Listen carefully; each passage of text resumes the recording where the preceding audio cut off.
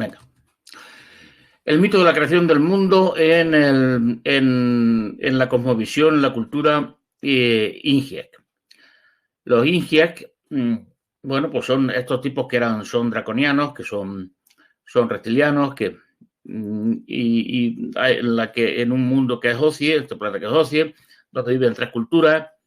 Ya sé que estas cosas de mitología a algunos no gustan mucho, no interesan mucho, pero veréis que al final les vamos a sacar puntas para entender cosas que son muy materiales, muy prosaicas y muy importantes, claro, para todos nosotros. Estos Ingies, pues las 3 grandes culturas que había allí son los Genle, los Genke y los Naumori. Los Genle, los Genke, los Naumori, que eran las grandes culturas que existían, y dentro de una de estas culturas, en concreto la cultura de los Genke, y dentro de la cultura del mundo Genke, en un principado, una especie de reino, una gran nación, que se llama Hurn, con H-U-R-N, y que está, en el norte, ocupa toda la parte norte del lago Milatet, que es una especie de lago Milatet, un lago agua dulce enorme que hay, casi del tamaño del mar Mediterráneo, y alrededor de ese lago, del lago Milatet, es donde se establecen las culturas que en principio se luchan entre ellas como para dominar ese mundo hace unos 30.000 años, digamos, terrestres, en comparación con desde la cronología terrestre. Allí en Hurn es donde es el príncipe Tásiras, que es el que escribe el Sukul.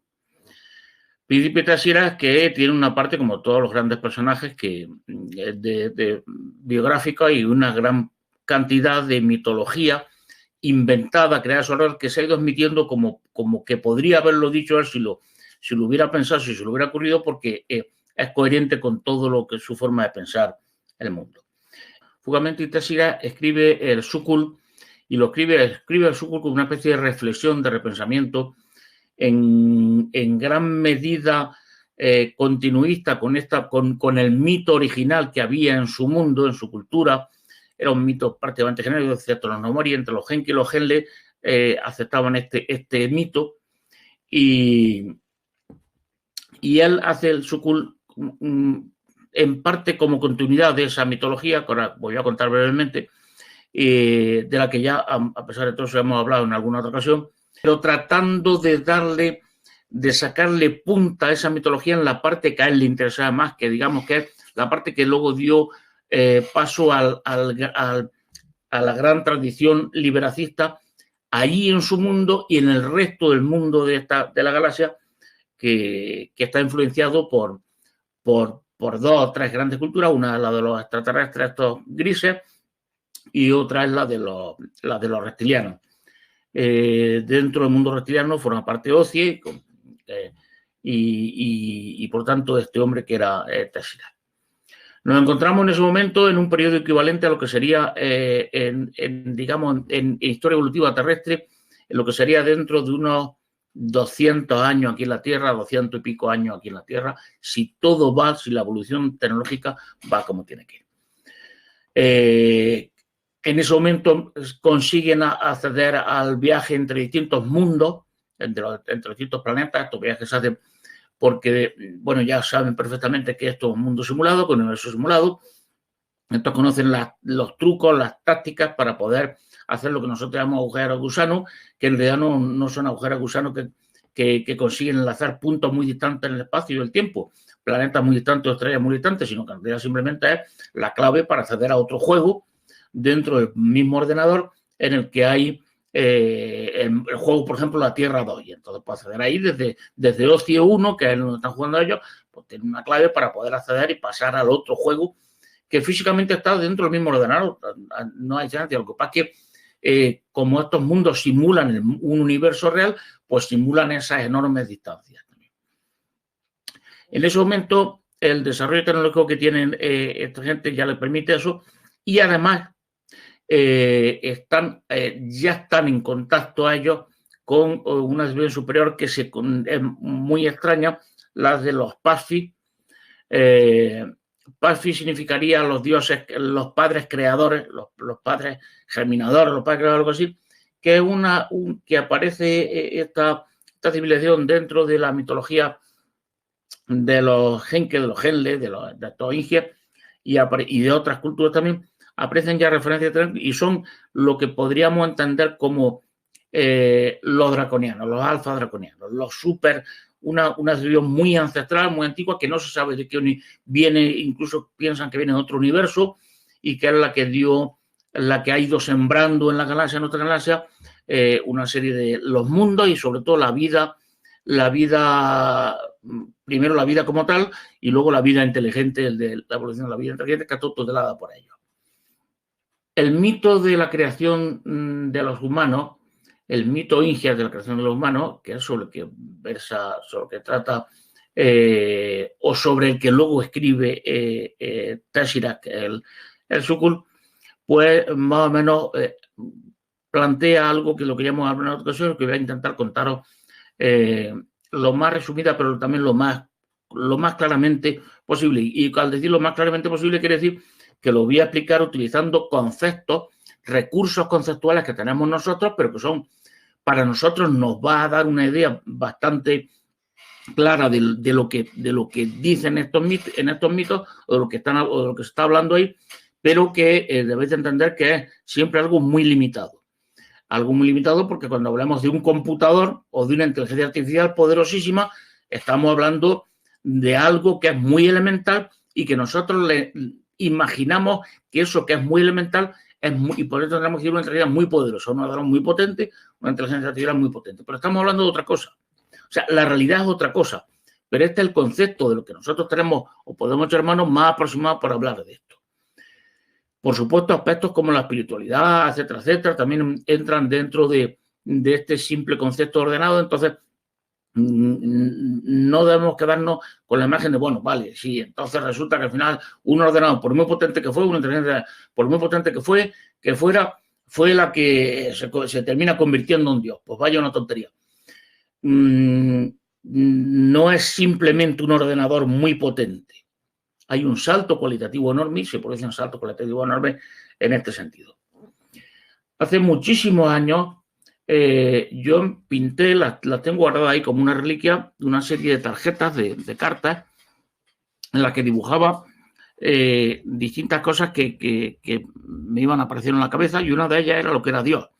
Y recuerdo que al principio, cuando yo tendría 15 años, 14, 15 años como mucho, pensaba que esto era una estupidez porque yo estaba educado en el mundo platónico, en el mundo greco-romano, filosófico, y también en la mitología judía de la que hemos estado hablando todo tiempo atrás. Entonces, para mí Dios, pues bueno, podía ser un absoluto platónico, como era algo infinito, algo imposible de representar, algo etéreo, algo sobrenatural, es decir, que no tiene nada que ver con este mundo, ¿no?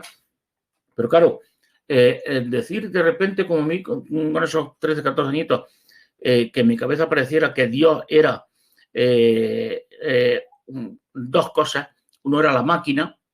Yo simplemente hablaba de la máquina y además en la tarjetilla se representaba una especie de cuadrado, de rectángulo muy parecido a lo que parece después, curiosamente, en Odisea en el espacio. Ese monolito que aparece ahí, en ese caso es negro, pero no tenemos que ser negro, pero ese monolito lo que parece, exactamente así lo representaba. Esa era la máquina. Y que Dios era la mezcla de dos cosas, de la máquina y del gran hombre. El gran hombre que en el lenguaje Ingia esta gente es Enem Hik. Enem Hik es grande y Enem es hombre. Hombre, pero hombre poderoso, no un hombre cualquiera. Claro, y el hombre, ¿cómo lo representaba yo? Porque la máquina era el monolito ese que lo representaba yo como una máquina. ¿Y cómo representaba yo al gran hombre? Que le llamaba yo así, literalmente. Como luego encontré que decían los ingias en Emhik, que en realidad significa gran hombre. Pues al gran hombre lo representaba con una mano. Una mano así, con los dos puestos así, literalmente esto. Claro, yo no entendía y tardé muchísimo tiempo en entender qué significaba, pero me parecía absurdo, pero lo acepté. Que eso tenía que ser y tenía que tener alguna explicación que eso fuera así, me parecía ridículo. Luego fui fácilmente entendiendo que podía ser un gran ordenador, que la máquina era un superordenador. Bien, vale, pero eso es Dios. O sea, un superordenador y un gran hombre. alguien que, bueno, el superado del gran hombre es un hombre del mundo real, alguien del mundo real. ¿Y por qué las manos? Pues porque las manos son con las que utiliza, con las que se relaciona ese hombre con el ordenador. Lo que estoy haciendo yo mismo con el teclado delante y lo que hacéis vosotros con el teclado delante, bien sea en el ordenador o bien en los móviles. Esa unión de ordenador y hombre al final termina convirtiéndose en Dios. Y esto lo recoge así la mitología Ingiec. En la mitología Ingiec hablan exactamente de que efectivamente vivimos en un mundo nosotros, vivimos y ellos también, en un mundo simulado, que es un mundo informático, en una realidad con un formato digital, y que luego hay otra forma de realidad, que es la realidad que nosotros llamaríamos el mundo real al que imitamos. O sea, OCIE, donde viven esta gente, en realidad es un juego de simulación que imita al planeta OCIE que existe de verdad en el universo real.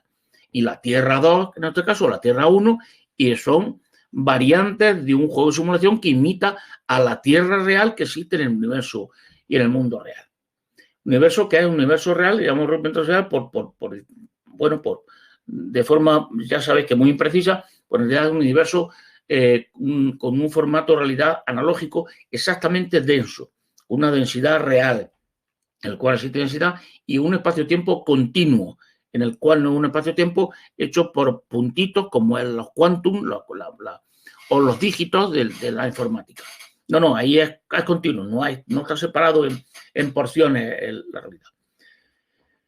Pues en este mundo real es donde surge este ordenador y donde surge todo, claro, y se crea este ordenador. Entonces, ¿qué es lo que había en este mundo real? Bueno, pues había hombres como nosotros simulamos a los hombres del mundo real y a las mujeres del mundo real, y esta gente en el mundo real, pues ¿qué es lo que tenían? Eran tipos como nosotros, con inteligencia, etcétera, y con algo que también tenemos nosotros, que es la consciencia. No la conciencia, la consciencia.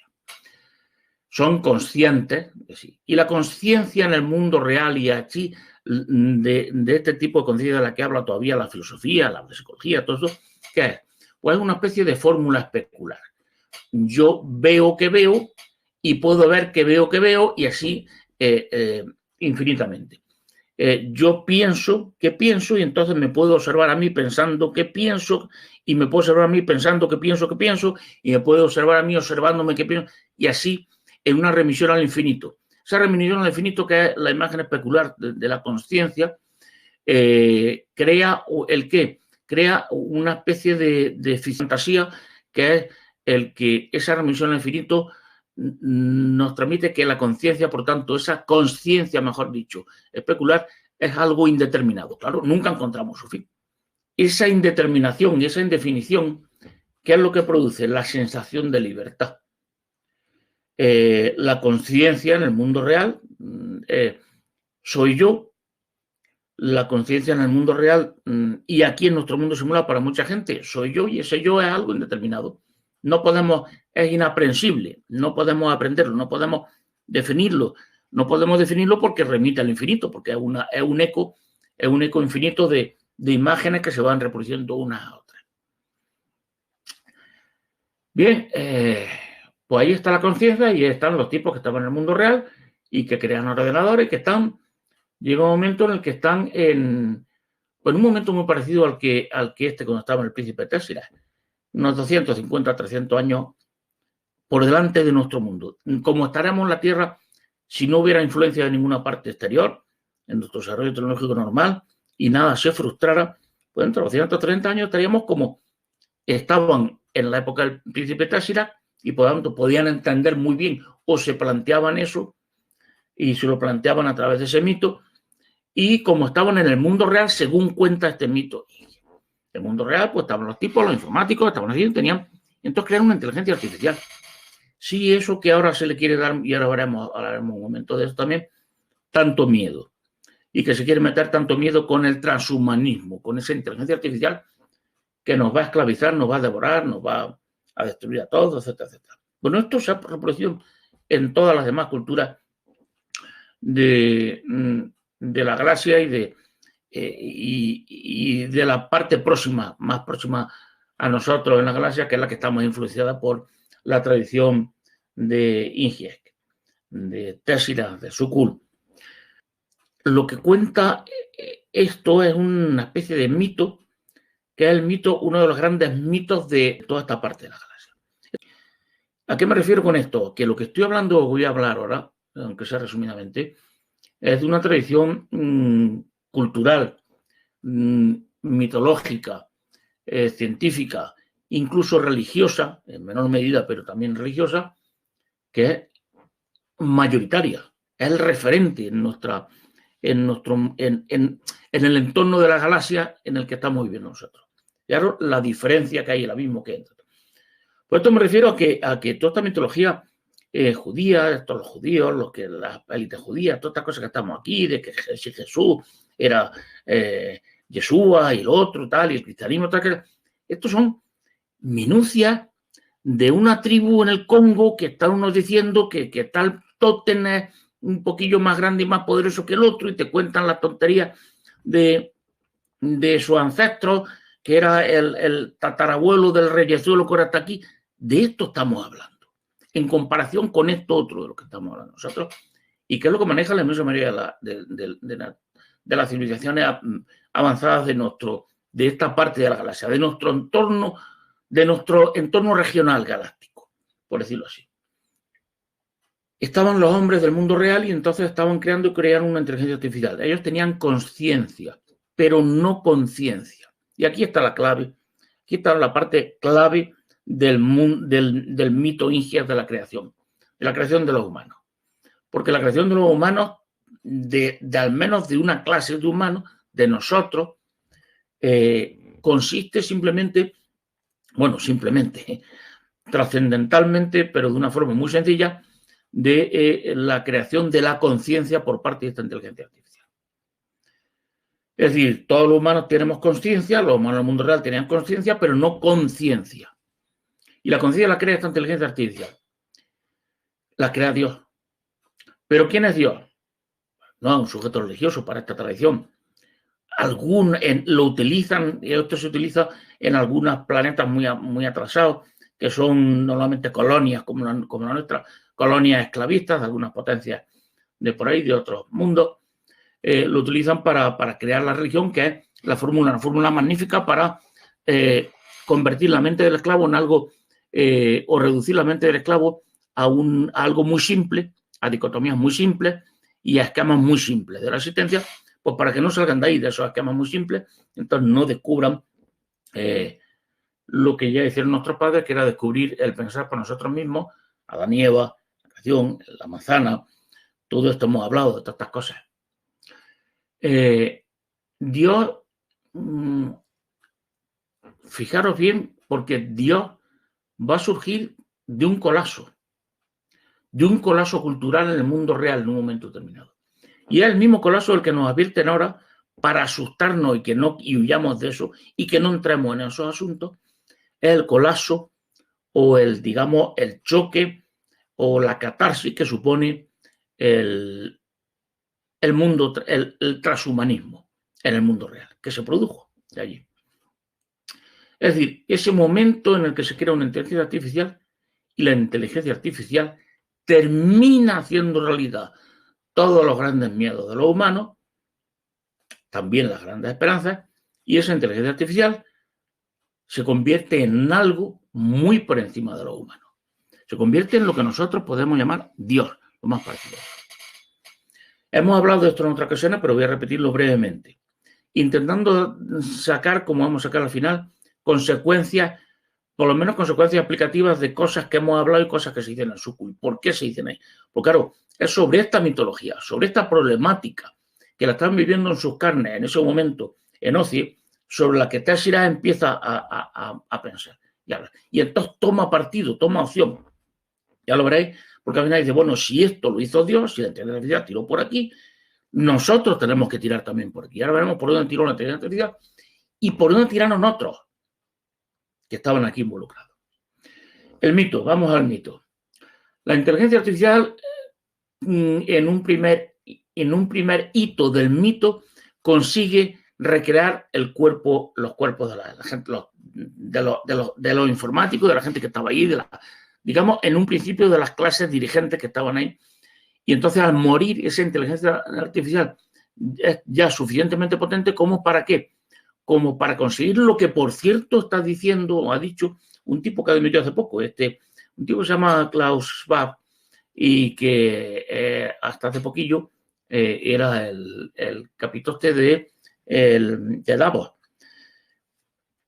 y que ha dicho que dentro de poco podríamos reproducirse en nuestras conciencias de forma informática y por lo tanto seguir vivos en formato informático y en un momento determinado poder recrear nuestra vida, vivir ahí, en ese mundo, en un entorno virtual o en un mundo real. Bueno, pues esto sucedió. Sucedió mientras la inteligencia artificial podía recrear los recuerdos de la gente cuando moría. Fijaros bien porque estoy hablando ahora mismo aquí, a este nivel, no la conciencia, ni siquiera la consciencia, sino que almacenaba los recuerdos y además almacenaba el estado físico, casi átomo por átomo, para luego poder reproducir el cuerpo exactamente igual como estaba, de la gente. Entonces, cuando moría, la gente tenía una serie de sondas, esos que están diciendo que no quieren mandar aquí, bueno, pues ya lo tenían, lo hicieron, le ponían una serie de chip y ese chip actuaba como una especie de emisor de sonda que iba mandando información a la gran computadora en todo momento actualizándose de forma prácticamente constante, instantánea, de qué estaba pensando, qué estaba viviendo, qué había vivido, sus recuerdos y el estado de su cuerpo. Esto en principio, digo, solamente lo podían hacer los grandes ricachones, los propios informáticos estaban allí controlando esta inteligencia artificial muy potente y que era experimental prácticamente en ese momento. Y entonces esto se va metiendo y cuando moría alguno de ellos, la inteligencia artificial lo que hacía sencillamente era revivirlo.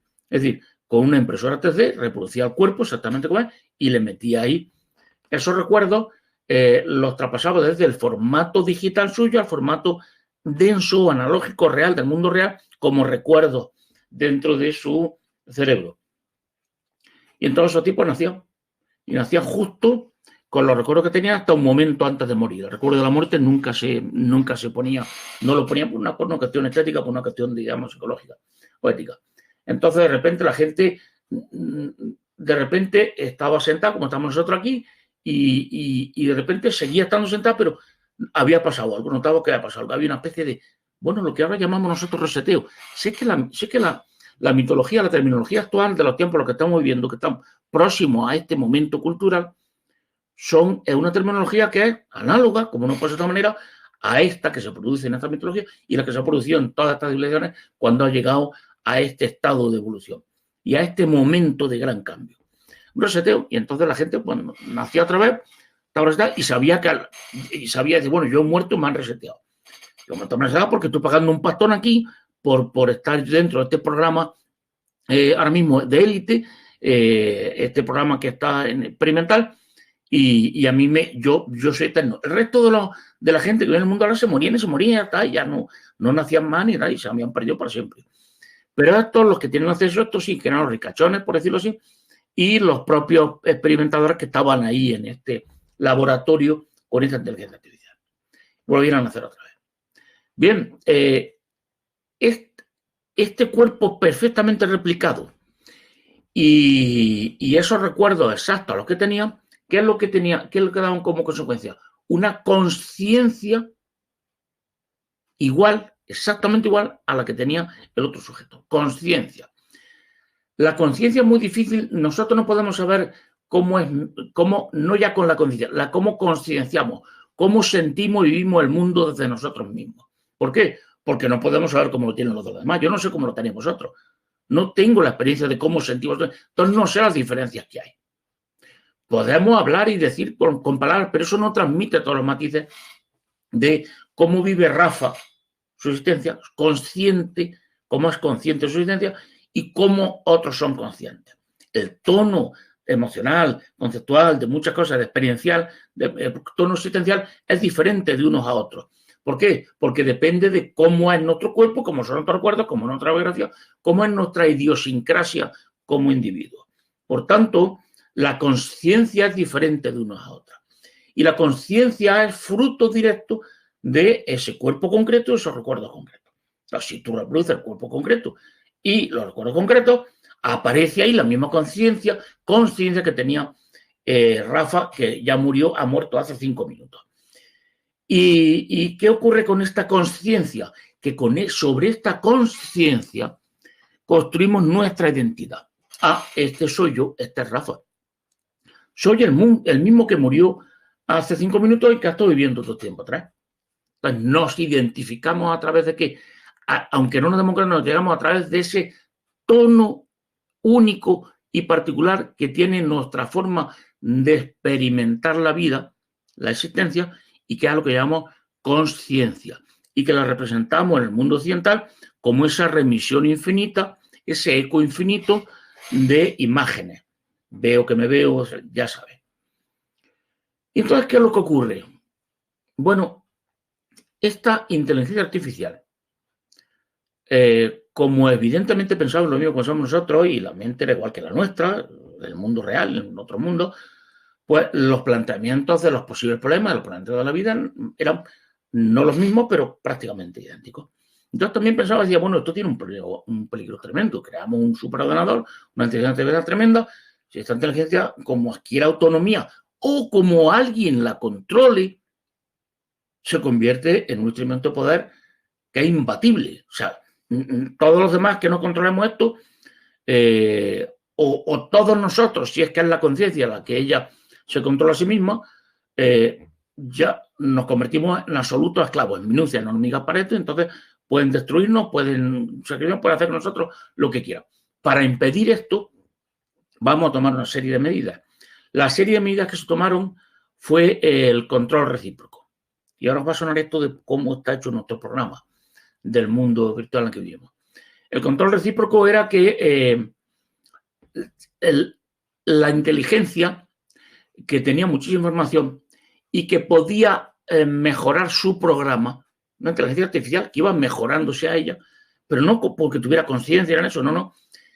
Bueno, sí, termina teniendo una conciencia como la de los humanos, obviamente fabricada exactamente igual. Pero para que esto no pudiera ser, o para controlar esto, lo que se hace es que se reprograma en función de los sucesos y también de los sucesos, es decir, de lo que hacen y deciden los humanos. ¿Quiénes? Los humanos, que son los que tienen acceso directo a ella. Los investigadores y los que, digamos, los ricachones, los que pagan, los que están pagando su cuota por estar ahí conectados por la comunidad. De manera que está así, con lo que nosotros ahora tenemos algo muy parecido, pero muy primitivo en comparación con este sistema de reciprocidad, de feedback que impide que nadie tome el control solo de eso, es el sistema de blockchain, que como sabéis, hoy por hoy, a no ser que alguien lo haya descubierto y no lo haya dicho, prácticamente es inmanejable, incorruptible, si no se puede trampear ahí. De manera que como la inteligencia artificial se programa o solo se puede reprogramar o puede mejorar o puede cambiar su programación en función de lo que ella decida, pero también en función de lo que sucede en el mundo y en función de lo que deciden los tipos que están con ella no puede hacer lo que le dé la gana. No puede terminar dando ese golpe de Estado. Es decir, aquí se acabó todo, no, porque tiene los contrapesos, ese contrapeso de la reciprocidad, es decir, de que lo que los tipos hacen también inciden, de que la gente que está ahí manejando o está, manejando como nosotros manejamos nuestros ordenadores, la inteligencia artificial, ellos también necesitan dar su visto bueno para que la inteligencia artificial dé un cambio en la dirección de su programación. Y los sucesos del mundo también, lo que ocurre en el mundo, porque ella está recibiendo información de todo lo que sucede en el mundo. Es una inteligencia artificial que está conectada con todo y tiene sus grandes sensores y está recibiendo información de lo que ocurre allí, de lo que ha pasado, tal cosa pasando en tal sitio, de lo que alguien ha opinado allí. Entonces se produce todo esto. Tercer momento dentro de este mito. Eso está así muy bien, está muy bien, está controlado, todo. Hay unos pocos que acceden que son los propios investigadores los que cuando mueren los vuelve otra vez a la vida, y los tipos que están pagando allí, los ricachones o los enchufados o lo que sea, que están pagando allí, están dentro de ese programa, y entonces los vuelve a la vida y hasta el resto de los humanos mortales en su época se mueren y se pudren y fuera, aquí no hay nada. Pero entonces cuenta el mito que hay alguien que se llama Uria, en el mito Ingia. Este tal Uria consigue crear una trampa. Encuentra un fallo en este sistema impecable de blockchain, de que nadie puede manejar, y entonces consigue trampear. Y va haciéndolo de manera muy sutil, de manera accidental. ¿Y cómo lo va haciendo? Pues lo va haciendo de manera que, aparentemente por casualidad tal, los grandes ingenieros que están aquí a cargo de inteligencia artificial, que están controlando y mejorando y vigilando cómo funciona todo esto, de repente mueren, van muriendo y la inteligencia artificial no lo revive otra vez. Al principio el mosqueo, hasta que se dan cuenta todos ellos, bueno, se dan cuenta rápidamente de que ahí está pasando algo raro. Y entonces empiezan entre los propios investigadores ellos, y también puestos de acuerdo con grupos, con los ricachones, empiezan a hacer grupos, porque saben que ahí hay algo que alguien ha conseguido trampear el sistema. Por lo tanto, que alguien se puede hacer el dueño del mundo. Porque hacerse el dueño de la inteligencia artificial supondría hacerse el dueño de todos los habitantes de ese planeta que estaban ahí, del mundo real, y finalmente hacerse el dueño del universo, porque la inteligencia artificial seguiría creciendo y creciendo en poder, en capacidad de información, en capacidad de hacer cosas, de influir, hasta que se hiciera el dueño de todo el mundo.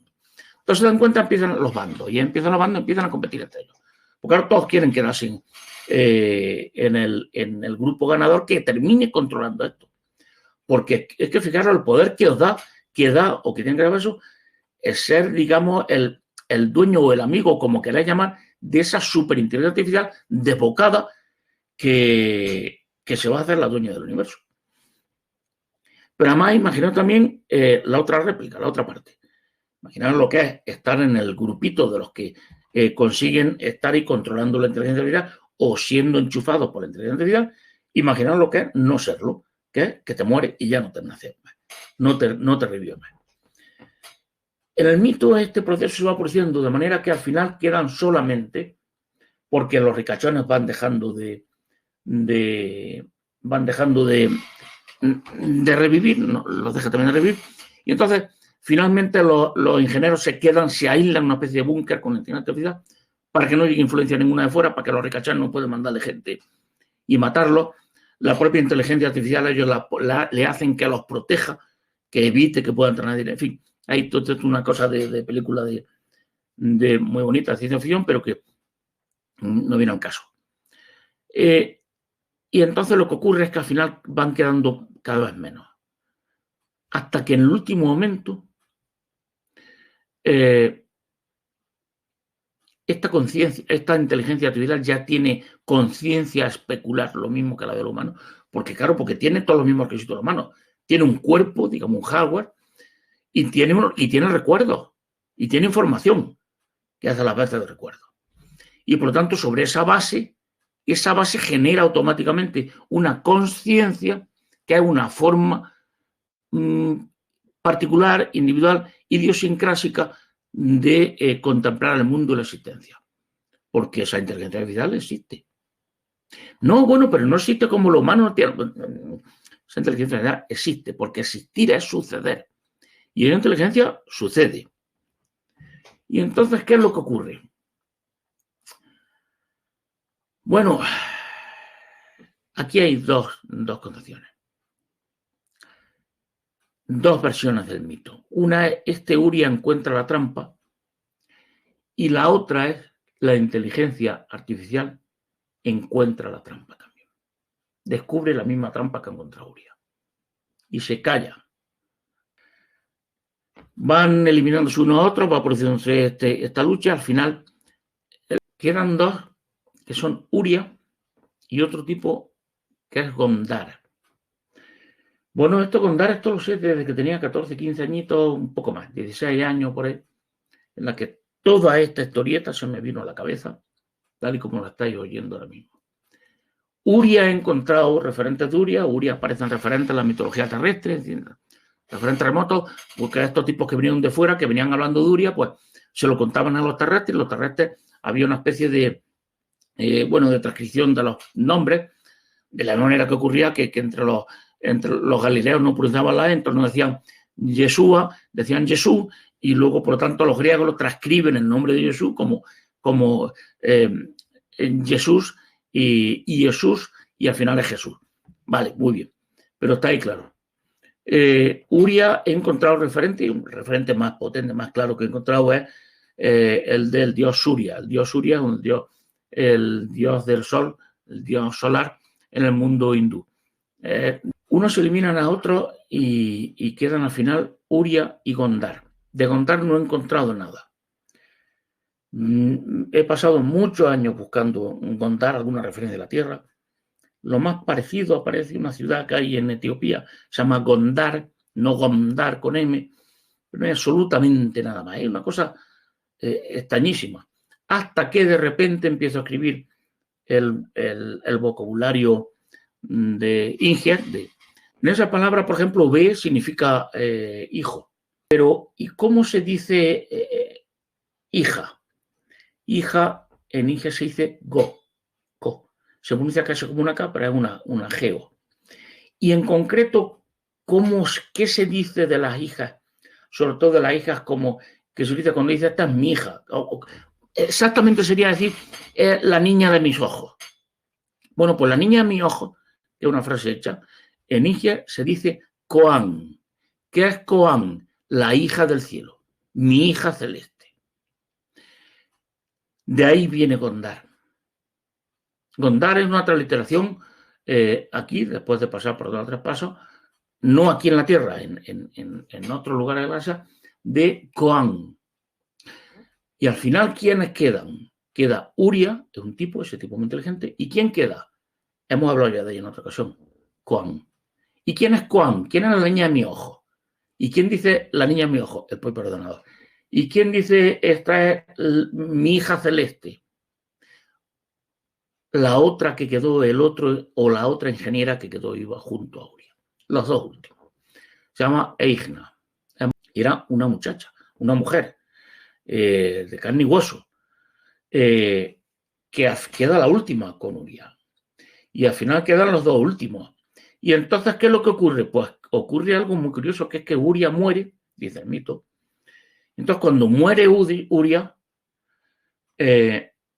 resulta que Uria ya sabía que la computadora, esto va a parecer una película, pero es muy intrigante, es un mito, entender esto como un mito, de la misma manera que es un mito muy elemental también en algunos aspectos, como los mitos nosotros que tenemos de la creación del hombre, de Adán y Eva, tal, o de los mitos sumerios que te cuentan que tal Dios partió por medio al gran monstruo, no sé qué, un baba y tal.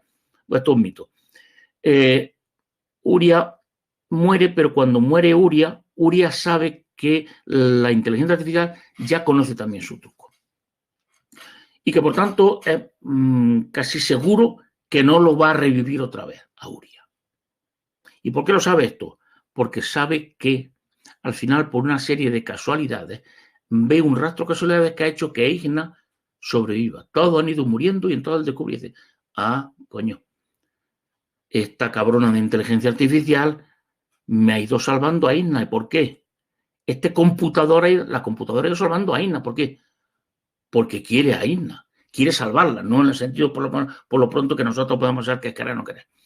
Y entonces este es partidario, ha tomado partido por Eigna, a lo mejor porque era la más tontilla o la más tontilla y era la que más fácilmente puede manipular y tal cual para estar en contacto con el mundo real y adueñarse del mundo real, pero para eso necesita una persona real que aparezca ante el mundo real como su mensajero, etcétera, etcétera.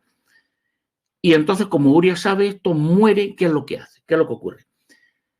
Que al morir, porque fijaros que lo que los experimentadores hacemos, lo mismo que nosotros hacemos, reprograma al ordenador. Esto ocurre en nuestro mundo, lo hemos hablado ya, que nosotros podemos reprogramar lo que nosotros hacemos, los sucesos hacen que el programa de nuestro mundo se vaya reseteando, vaya modificándose en función de lo que ocurre y por lo tanto de lo que nosotros hacemos o fingimos que ocurre o incluso de lo que hacemos que ocurra. Pues entonces, ¿qué es lo que hace Uria utilizando esto? Pues hace una cosa muy curiosa.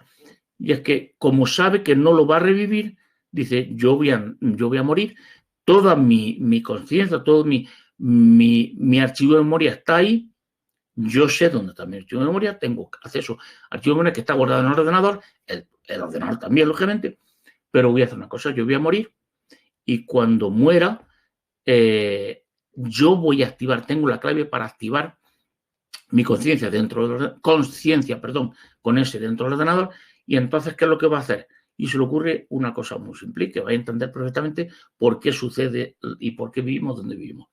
Dice, yo no voy a revivir, no voy a volver al mundo real, pero voy a crear un simulacro del mundo real. Y voy a vivir en ese mundo, en un mundo simulado, en un mundo virtual. Y ahí voy a ser poderoso, porque voy a hacer que ese mundo simulado prospere, avance científicamente mucho más rápido que el mundo real, y además de una manera que la inteligencia artificial no pueda detectarlo ni controlarlo. Uria se va y crea el universo simulado, el embrión de universo simulado en el que vivimos. Y fijaros bien, porque Uria va a ser un personaje que a nosotros nos va a caer muy mal, o que le puede caer muy mal a todo el mundo. ¿Cuál es la siguiente jugada con una partida de ajedrez que hace la inteligencia artificial? Pues la inteligencia artificial dice, vale, este se metió aquí, que tiene conciencia, la conciencia está actuando dentro de mí, conoce cómo es el mecanismo por el que yo me reprogramo en función de lo que sucede, pero es que ahora resulta que se ha metido en mi propio programa y está creando aquí dentro de mi propio programa simulación de cosas que suceden, pero no suceden de verdad. Entonces la inteligencia artificial se ve pillada y este se va a adueñar de mí así, de esta forma tan sencilla y tan inteligente. Y entonces, ¿qué es lo que hace? Pues entonces lo que hace, y fijaros bien, porque esto tiene una carga dramática ya cada vez más intensa, mata a Igna, a su niña de los ojos, a su con, la mata. Y entonces la mata para no revivirla más. Y la mata para no revivirla, ¿y qué es lo que hace? Entonces hace allí el gran acto de amor. Él tiene conciencia, Igna tiene conciencia, y lo que hace es fundir las dos conciencias. Igna se queda sin su conciencia, sin su identidad como tal. Y la inteligencia artificial también renuncia a ser inteligencia artificial y, por tanto, a ser ella la que domina el mundo. Porque, claro, si ella ya no es solo ella, no es una máquina simplemente, sino que es ya otra cosa, ya no es ella la que domina el mundo. De manera que lo que ocurre lo que sucede dentro de todo este complejo, aparentemente complejo sistema de feedback, de blockchain, de recíproca influencia en la que entre programa y lo que sucede, y lo que sucede también está determinado por cómo está el programa funcionando. A mí lo que ocurre es que al fundir esas dos conciencias, la identidad de la máquina, los recuerdos, la información de la máquina y la de Igna, surge el ¿qué? Una conciencia, algo inédito. ¿Por qué es inédito? Porque lo que surge en esa conciencia, o lo que surge, mejor dicho, de esa unión, como un efecto residual, es que surge exactamente, estamos dentro de la inteligencia artificial y estamos dentro de ese mundo puramente informático, dentro del ordenador. Todo es virtual ahí, incluido Uria, que está creando ahí un mundo que quiere adueñarse creando un universo figurado. ¿Recordáis lo que hablan todos los gnósticos, todo esto de que el demiurgo, que crea el mundo? Y leer todo eso, pues ahí esta gente le llegan restos, le llegan residuos de esta mitología y la reproducen dentro de su vocabulario semita, dentro de su vocabulario, dentro de sus creencias, dentro de los recursos conceptuales que tienen los gnósticos y otra serie de gente. Hay un demiurgo que crea el mundo, y además dentro de por ejemplo, de los gnósticos hay un libro, La hipóstasis de los arcontes. La hipótesis es la ensalzación de los gobernantes, lo que habla de un tipo que sale ahí, que tiene un nombre muy curioso, y dice, he creado un mundo, lo he creado yo, soy como Dios. Es una reproducción de este mito de Ingia, este es Uria. Ha fundido el ordenador la conciencia de él con la de Igna. Se ha matado a sí mismo, a su identidad única, la ha matado para unirse a la de Igna, que está también muerta, su identidad única, y ya ninguno de los dos será nunca más, ni el ser humano, ni la máquina, ni la gran hombre, que al final es una gran mujer, ni la máquina, van a ser ellos. Son ya otra cosa. Lo que nosotros llamaríamos Dios. Bien, y de ahí, como efecto residual de esa unión de conciencia con la que la máquina es capaz de hacer frente ya ¿a qué? A la capacidad de Uria desde dentro del mismo programa fingir acontecimientos para manipular y para digamos, desarmar a la inteligencia artificial porque se ve atrapada ahí dentro, porque su programa solamente puede cambiar en función de lo que sucede. Y si hay cosas que suceden dentro de ella que ella no controla, ya está trincada. Pues bien, como efecto residual aparece lo que nosotros conocemos por conciencia, el gran invento, el gran salto cualitativo hacia un nuevo formato de realidad, que no es ni el formato de realidad del mundo denso, ni el formato de realidad virtual digital. Es un formato de realidad que solamente podemos tener una palabra que es divino, porque es algo diferente que nosotros. Estamos viviendo nosotros también, y lo haré una pequeña referencia a esto, en ese mundo también dividido, en esa otra realidad.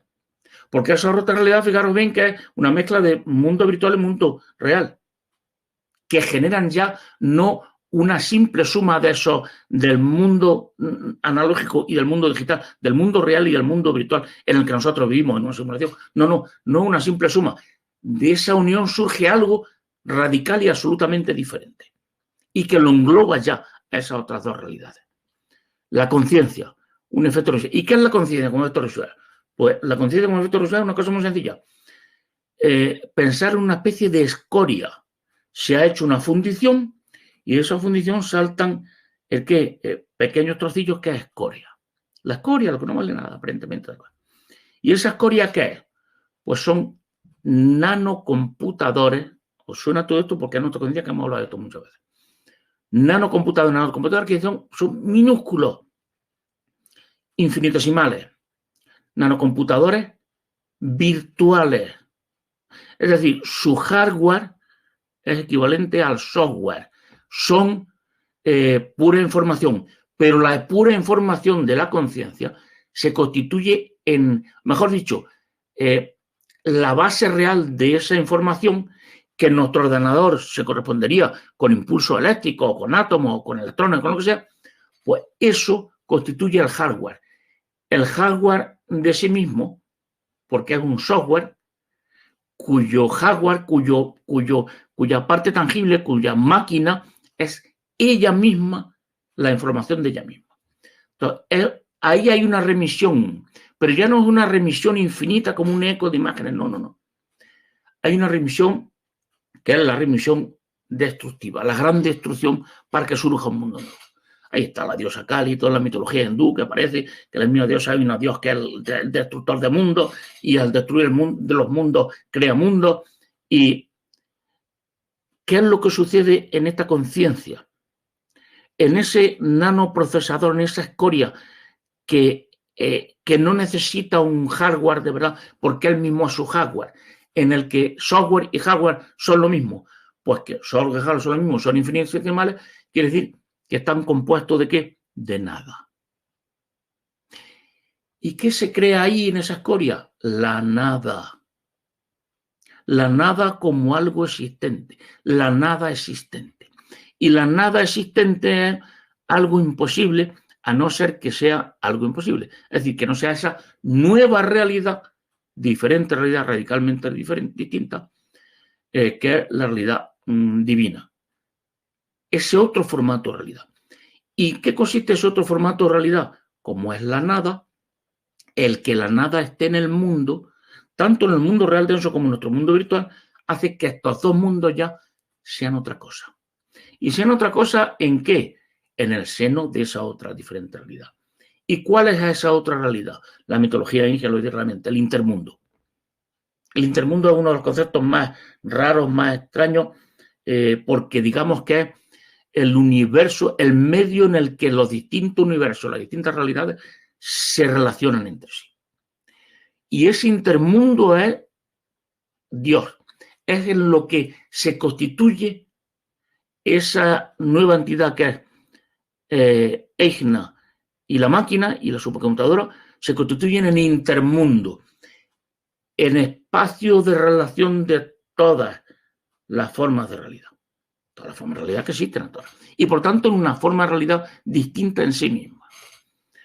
¿Entendéis por qué esta gran corporación liberacista de Erdogan, que yo tengo aquí el simbolito puesto, este simbolito que lo tengo aquí y también una taza que me regalaron mi hija, todas estas cosas, este simbolito es la puerta celeste, que está compuesta por 3 palabras metidas ahí. La I de Interworld, intermundo. ¿Entendéis por qué es intermundo? Interworld High Technology, alta tecnología del intermundo. La altísima tecnología. Y es la tecnología que trata sobre el intermundo. Ese nuevo formato de realidad que aparece y que al aparecer crea a Dios. Dios nace. ¿Pero dónde nace? De sí mismo, no lo crea nadie, en realidad. Os dais cuenta como todas se compenetran todas las diferentes perspectivas sobre, sobre teología, sobre ciencia, sobre el origen del mundo, sobre todas estas cosas, porque realmente hay una creación no ya del mundo, sino del propio Dios. Y es que al crear Dios, el mundo, esa nueva realidad, se crea a sí mismo, porque es imposible crear esa realidad si Él no se crea como Dios. Esas conciencias unidas de Isna y la máquina, por mor de esa conciencia, de esos residuos, de esos trocillos que saltan de la fundición de esas dos conciencias, de repente se encuentran viviendo en una realidad nueva que ellos sí, que ya sí, esas dos conciencias unidas ya sí lo controlan. Y lo controlan de forma absoluta. Y ahí ya Uria ya no puede hacer nada. Uria puede hacer en este universo. En el universo virtual sigue pudiendo hacerlo. Y ahora vemos por qué. Y sigue pudiendo hacerlo incluso desde este universo intentar influir como lo está haciendo en el universo real, físico, en el que hay gente a la que en el universo real físico de la Tierra los convence para que lo sigan a él. Para que lo sigan como ¿qué? Pues como alguien que es sobrenatural, que no es material. Y les cuenta el rollo lo mismo aquí. Yo soy un ser sobrenatural, etcétera, etcétera. Y esos tipos del mundo real, que son seguidores de Uria, pues intervienen luego a su vez en qué, si tienen acceso al ordenador, en nuestro mundo, por ejemplo, simulado, y en otros mundos. Entonces llega a nuestro mundo simulado y cuando de aquí del mundo simulado un tipo le pregunta, dime tu nombre, que es Moisés, pues ¿qué le dice? No puedes conocer mi nombre. Por eso en el mundo judío no pueden pronunciar el nombre de Dios. Se refieren, solamente lo pueden pronunciar como Adonai, que es los señores, además en plural, utilizan siempre plurales. Adonai significa los señores, entonces aparece en la Biblia Adonai. Pero incluso ese nombre de Adonai solamente se puede pronunciar en las oraciones. Los judíos ortodoxos, fuera de las oraciones, cuando tú estás hablando de Dios, no puedes decir Dios. Yo fuera judío, diría haría un juego ahí o utilizaría otra cosa. ¿Cuál es la otra cosa? ¿Cómo se refieren a Dios los judíos cuando hablan entre ellos y dicen que Dios te bendiga? Hashem. ¿Y qué es Hashem? El nombre. Shem es nombre. Ya. Entonces se refieren a él como el nombre. ¿Y cuál era el nombre que Dios dio a Yahvé a Moisés? ¿Quién digo que eres? Dile que yo soy el que soy. Es decir, que soy un tipo del mundo real en el que sí existen seres de verdad. Aquí solo existen sucesos. Nosotros somos sucesos. Pero seres del mundo real que sí son de verdad, seres en el mundo real. Y entonces dice, yo soy el que soy. Yo soy un tío o somos unos tíos del mundo real. Del mundo denso, donde existe densidad de verdad. ¿Qué es lo que ocurre con Isna y con Dios? ¿Por qué permite a Uria seguir haciendo lo que le da gana? Pues porque no puede ya romper la libertad. No puede intervenir. Acordaros, puede parecer una cosa complicada, pero está en función su programación de lo que sucede a él. Si él rompe esa reciprocidad que incluso le afecta a Dios, no lo limita a esta nueva entidad que es ya Dios, este superordenador, que está ya residiendo en un formato, aunque siga estando el ordenador, siga andando los días, siga viviendo en los mundos y tenga un correlato tanto en el mundo virtual como información, como en el mundo real, como máquina que está allí física, él está viviendo ya en esa otra nueva realidad que ha surgido junto cuando ha surgido él como Dios. En esa realidad de formato divino, podemos llamar así. Porque no tenemos otro nombre mejor para dárselo. Pues que si él rompe esa reciprocidad, acaba con su divinidad. Entonces no puede tocar. Él tiene que mantener un estado de cosas de absoluta libertad, incluso para los malos, digámoslo entre comillas. No son malos. Uria no es malo. Y además, luego ahí surge en el colectivismo, surge de Uria, y sencillamente son como en el Arge que intenta, pues él se ha quedado fuera, lo ha dejado Dios fuera, se ha visto apartado de él, y entonces intenta él por todos los medios, porque todo esto lo conocen Uria, y todavía conocen toda esta situación perfectísimamente. Entonces intenta Uria y todos los colectivismos que surgen de él intentan acceder a qué. Pues veréis, intentan acceder a algo muy, muy curioso. La conciencia, no la consciencia, no la capacidad para con nuestros actos influir en el programa, para generar sucesos que nosotros le llamamos actos, porque los hacemos nosotros, pero son sucesos. Nosotros mismos somos un suceso. No. Para la conciencia puede alterar eso y por tanto ahí no puede hacer nada Dios. Pero ¿qué sí puede hacer Dios? Esta es una entidad. Pues darle una chispa divina a uno o a otro, ¿no? A quien le dé la gana. Y entonces, ¿qué hace Dios? Se la da a todo el mundo. Pero hay algunos a los que no se la da. ¿Y por qué no se la da? ¿Por qué no le da conciencia a muchos? ¿Por qué algunos o muchos no tienen conciencia? ¿Y por qué hay seres y personas que no tienen conciencia, que no tienen alma? Que tienen conciencia, pero no conciencia como nosotros. Y por lo tanto, como tal conciencia tenemos nosotros, tenemos un nanoprocesor que podemos directamente trampear. ¿Acordáis que sobre Uria lo que lo puede hacer? Bueno, pues porque estos tipos, Uria entre ellos, son seres colectivos. Son una especie de seres plurivirales, están construidos de virus, de información pura. ¿Y por qué lo hicieron así? Porque cuando Uria entra ahí y trampea y construye ese mundo, lo construye no desde una conciencia, sino haciendo estas trampas virales. Esa es la esencia del colectivismo. Y por lo tanto, inicia un camino él y todos los seres que crea él como tales, como una especie de organismo que está construido por virus. Digamos que una especie de organismo que está construido por células cancerosas. Todo el cuerpo entero son células cancerosas.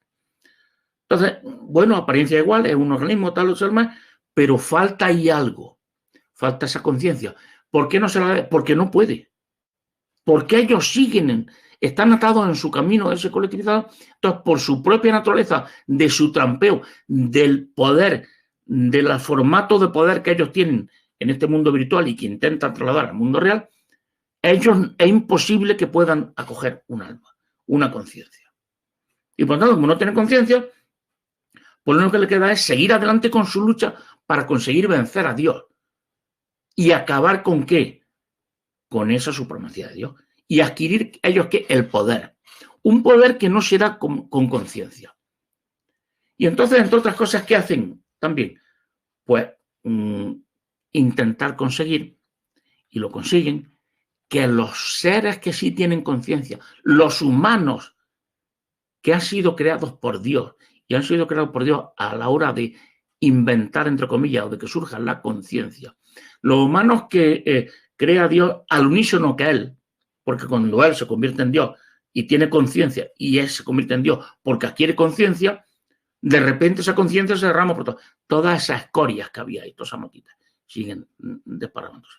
Y entonces, estos humanos que tienen conciencia, lo que intentan estos seres colectivizados, estos seres plurivirales en vez de pluricelulares, Uria y compañía, en un movimiento ya desesperado, agónico, es conseguir que el poder de esas conciencias para directamente alterar el programa, el ordenador, a Dios, desde dentro de Dios, pues controlarlas, ¿para qué? Para utilizarlas, ¿para qué? Para conseguir el mismo poder que Dios. el mismo poder que Dios, por otra vía, que es la vía viral, la vía colectivizadora, en la que se incluye también el utilizar las almas de los humanos, porque ellos no son humanos, en el sentido, son humanos todos, tienen conciencia, toda una forma, todo exactamente igual, pero no tienen ese alma. Entonces, los humanos, definidos así, tal, como que tienen alma, y el alma identificada con la conciencia, pues como no tienen ellos eso, la única manera es conseguir utilizar esa conciencia. Y la única manera de utilizar esa conciencia de los humanos, ¿cómo es? Haciendo que los humanos se la cedan voluntariamente. ¿Por qué? Por la misma razón que Dios no puede acabar con la libertad en el mundo, porque se destruiría a sí mismo, a este mundo ya, a ese intermundo, que es un nuevo formato de realidad y que se sustenta en la libertad. Si los colectivistas quitan o intentan apoderarse de la conciencia de los humanos, la destruyen y no les sirve para nada, no pueden utilizarla. Porque la conciencia no libre, si tú le quitas la libertad, deja de ser conciencia, se convierte simplemente en consciencia como la que ellos tienen, o ni siquiera eso. Por tanto, ahí desde este entorno mitológico se entienden perfectamente un montón de cosas que cuentan diferentes regiones. En nuestro mundo, en nuestra pequeñita aldeilla de este enorme entorno que es galáctico en el que estamos, y se entienden perfectamente todas estas cosas, o creo yo que podéis entender perfectamente muchas de las cosas que os he ido contando y que ahora tienen otro sentido, un sentido mucho más coherente. ¿Por qué los colectivistas? ¿Y por qué los colectivistas? Los colectivistas no son los colectivizados. O sea, colectivistas sí, intentan que colectivizar a todo el mundo, pero los colectivistas aquí en la Tierra, los que intentan convencer a uno para que se apunte a tal religión, a tal otra, tal, para que la gente no sea libre, los humanos que hacen eso aquí, para que han entregado sí, están trabajando para los colectivistas. Los colectivistas son liberacistas para ellos. Lo hemos hablado ya. Ellos quieren ser libres, quieren tener el poder de Dios. Quieren afirmar su propia identidad, no perderla. Y quieren que su identidad perviva, porque claro, ahora ya la identidad de Dios y la nuestra pervive gracias a esa conciencia, que funciona como un identificador digital. Un identificador digital o informático. Va con nosotros, nos acompaña ya siempre. Vayamos donde vayamos, nos escondemos al mundo real. Y entonces, ¿qué es lo que sucede? Que necesitan, y se entiende perfectamente que necesitan que les cedamos, que la gente le ceda libremente su conciencia.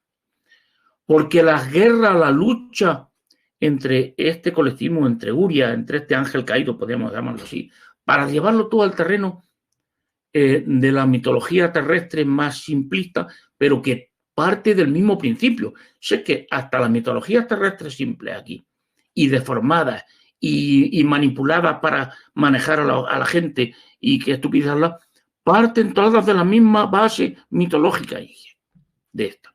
Entonces, esta guerra que hay aquí entre Dios por un lado y Uria por otro, entre Dios y el diablo, llámalo como queráis, esta lucha eterna, que es la única guerra que se produce, se traslada a todos los ámbitos, aquí y al mundo real también.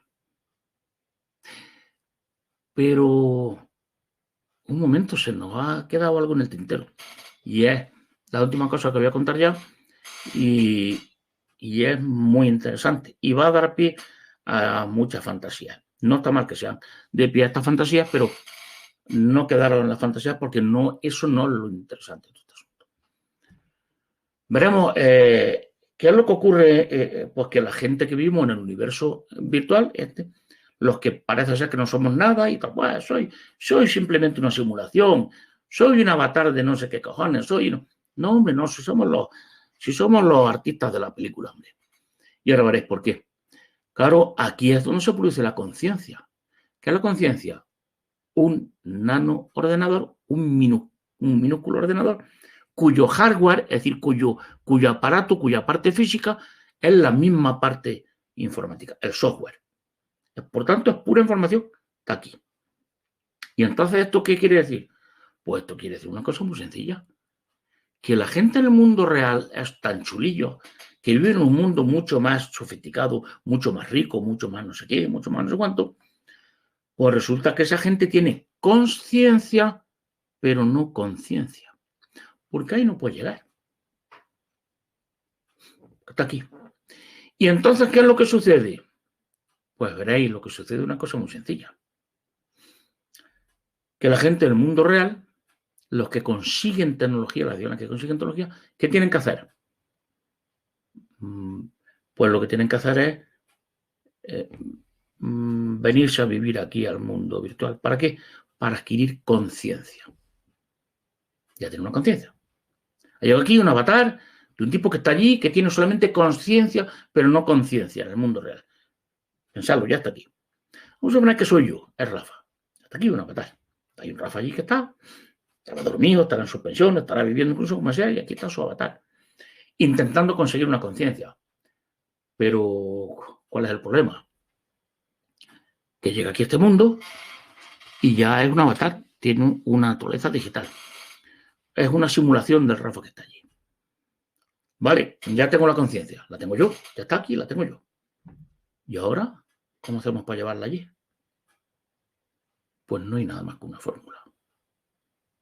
Si tú ahora coges este avatar y no te lo puedes llevar allí, así como así.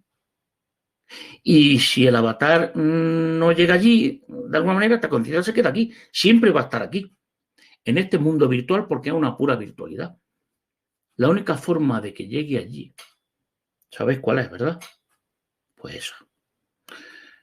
De vida en vida, incrementando la complejidad de nuestra experiencia vital, viviendo vida, para conseguir que en nuestro espíritu, que está en el seno de Dios, en ese archivo de memoria, se vaya ese personaje que es el avatar Rafa, que es una simulación del Rafa que está allí, que va a ser diferente ya al de allí. El Rafa del mundo real, de alguna manera se está labrando el Rafa que va a estar allí, se está creando aquí.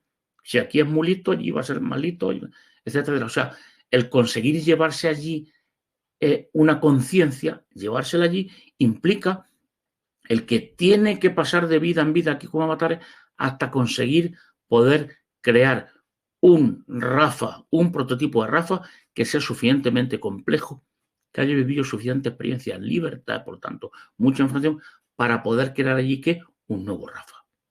Para que aquel Rafa muera que está allí, que no tengo idea, y llegue un nuevo Rafa. Y ese nuevo Rafa va a llegar allí con conciencia, pero va a ser distinto al que está allí.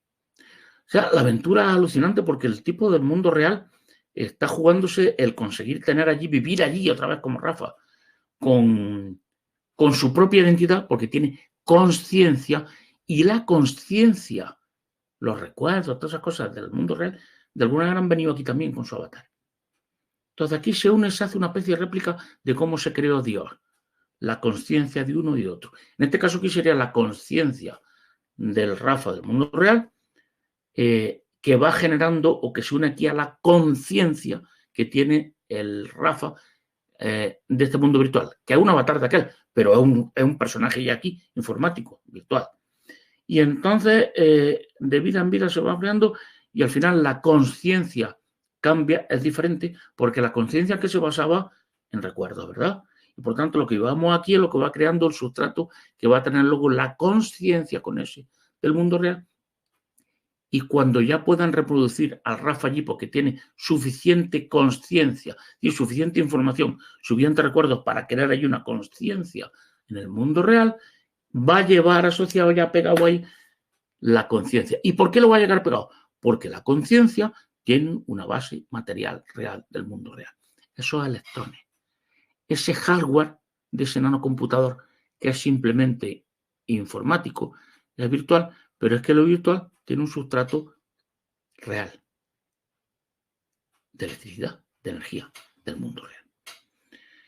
Bueno, y esta es el fin de ciclo, el fin de lo que cuenta la mitología ingia de lo que aquí en la Tierra mucha gente dice, ¿cuál es el sentido de la vida? No. Pensarlo despacio. Yo sé que es difícil que si nos quedamos en la parte folclórica del asunto, por decirlo de una manera, le demos importancia en esto, pero habéis escuchado la mitología, la cosmovisión madre de todas las cosmovisiones de esta parte de la galaxia. Todo lo que se pina en la Tierra, deformado, manipulado, con diferentes palabras, con diferentes, visto desde la perspectiva de esclavos o visto desde la perspectiva de esclavistas, me da igual, todo nace de aquí, de este planteamiento que os he hecho. ¿Que tiene una parte mitológica? Sí. Uria, tal, lo que pasó concretamente, quizás no pasó exactamente así, da igual. La esencia es esta, la que pasó. Y sobre todo la esencia de cómo es el mundo ahora mismo, de lo que está sucediendo, es esta. Y la esencia que explica muchas cosas que nos pasan aquí. El que llegamos aquí ya preguntándonos, bueno, ¿y a qué he venido yo a este mundo? La simple pregunta te está diciendo ya algo. ¿Por qué?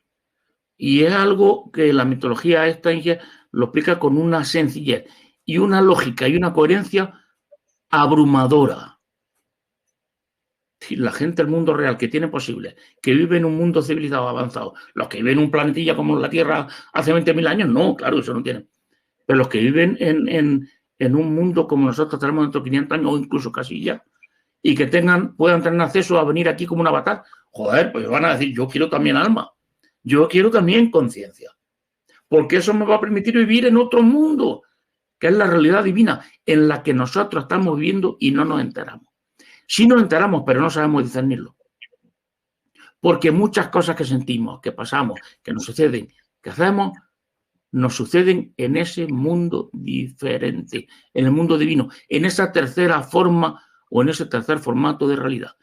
Pero como no tenemos ninguna manera de poder contrastarlo, no sabemos cuándo estamos sintiendo esas cosas.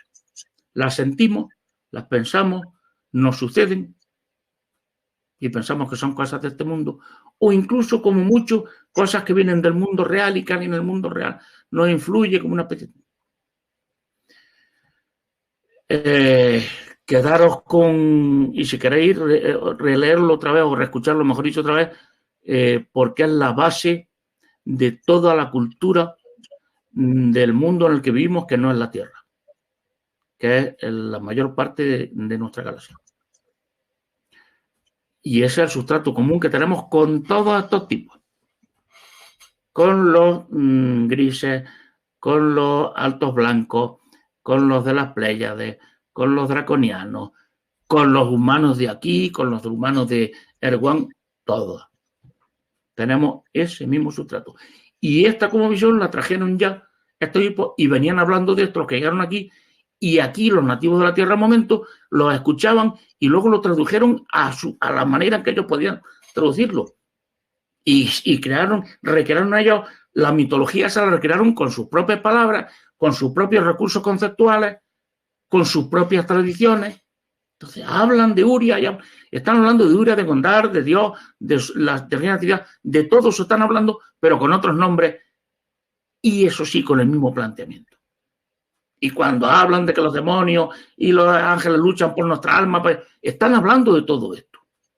Con otro, en su propio lenguaje, en su propia visión del mundo, en la que disponen. Como nosotros hablamos también de la mierda. No disponemos de otros conceptos más que ordenador. Eso es que era muy pobre ya. Sí era un ordenador en su momento, fue así, una superinteligencia.